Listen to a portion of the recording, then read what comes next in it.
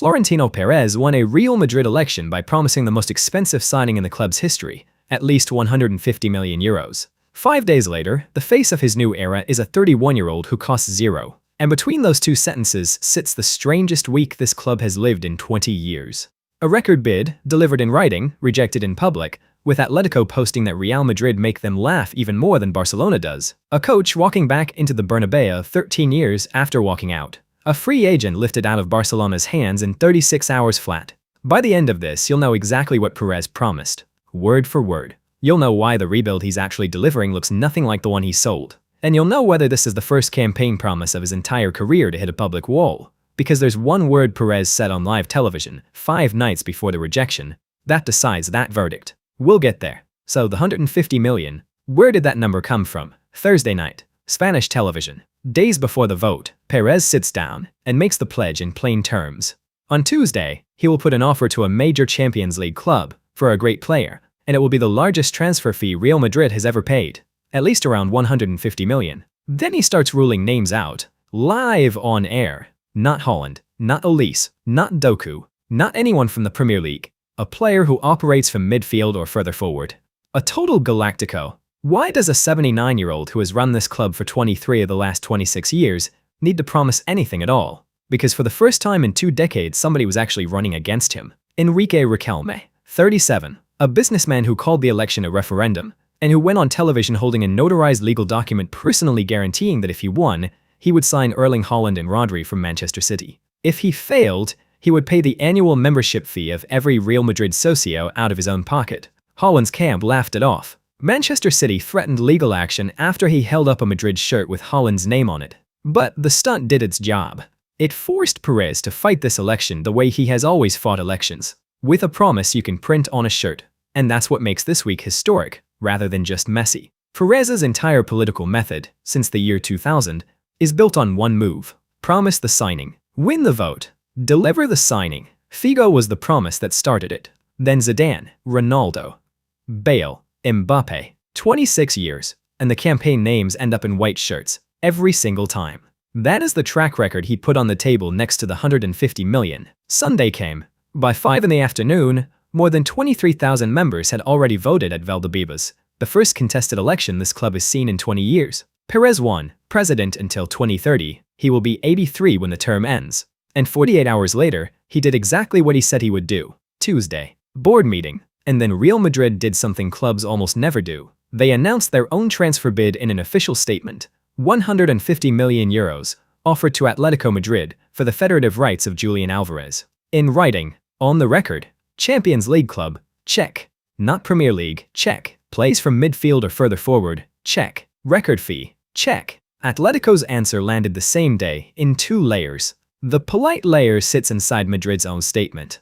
Gratitude for a proposal made within the framework of the good relations between the two clubs, and a rejection pointing straight at the release clause.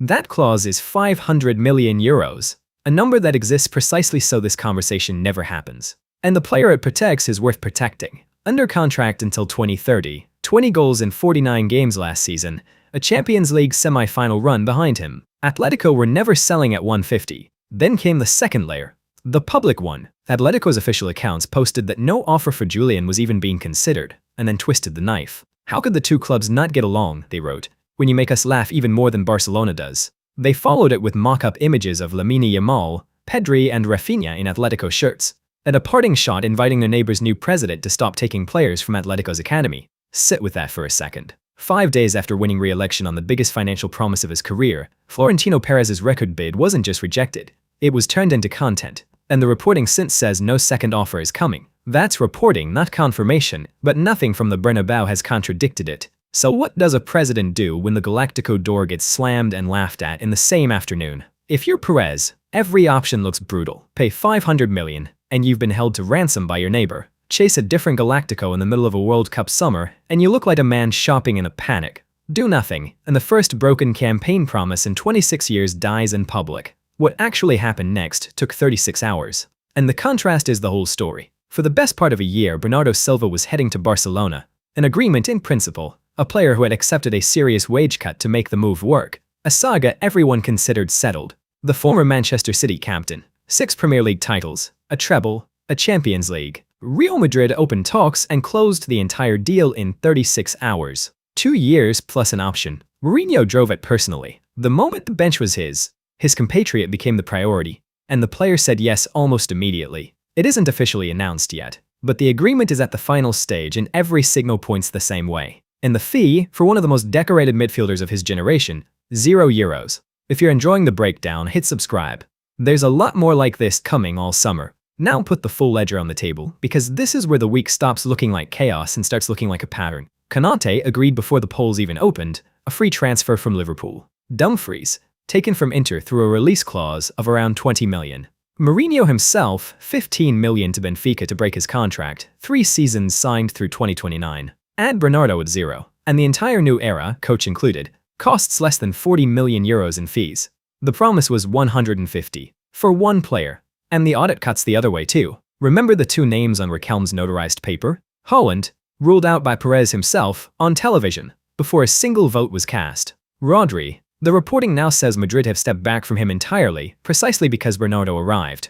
His contract runs to 2027, and the next move belongs to him in City. So 5 days in, here's the scoreboard nobody expected. Every cheap promise from the winning campaign has landed inside a week, and the one expensive promise that defined the election is the one lying in the road. Which brings us to the real question, and I want to give you both sides honestly, because this one genuinely splits. The case that the promise is broken. Nobody queued at Valdebebas to vote for paperwork. The mandate wasn't make an offer. The mandate was the player, the record fee on the pitch, the shirt sale, the unveiling. By that reading, the bid was a single shot, rejected inside a day, publicly mocked by the neighbors, with no second attempt reportedly coming. Since Figo in 2000, no signing Perez promised in a campaign has failed to arrive. This would be the first. Not a delay, a wall, with laughter painted on it. The case that the promise is kept, and it's stronger than it first sounds. Go back to the exact words. He said he would make an offer of at least 150 million to a major Champions League club for a player of that exact profile. He made it. In a board meeting, in writing, at the exact number. A rejection is a seller's right, not a buyer's lie. Meanwhile, the squad's actual holes, center back, right back, control and midfield, were filled within days, for a fraction of the money, with exactly the kind of hardened, experienced profiles Mourinho has won with everywhere. By that reading, Perez kept the letter of his promise on Tuesday and spent the rest of the week being smarter than it. Which brings me to the word, the one I promised you at the start. In that same television interview, after ruling out Haaland and Olise Ndoku, Perez explained what the record signing was actually for. It is, he said, a signing meant to generate excitement, because that, in his words, is what it's all about. And that word is the trap in this entire story. You can keep a promise of money. There's a paper trail for that, and Perez has one. You cannot file paperwork for a feeling. And right now, the loudest feelings around this club were produced by a rival's mockery, a free agent heist, and a returning coach, not by a Galáctico unveiling. The promise was kept in euros. Whether it was kept in excitement is the entire argument. For 26 years, Perez's elections have run on one law. The name he promises ends up in the shirt. This is the first week of his entire reign where the promise may have been kept to the letter and broken in spirit at the same time, in public, in writing, with all of football watching. So tell me, 5 days into the new era, did Florentino Pérez just break the biggest promise of his career? Or is the €0 rebuild the smartest way any president has ever kept one?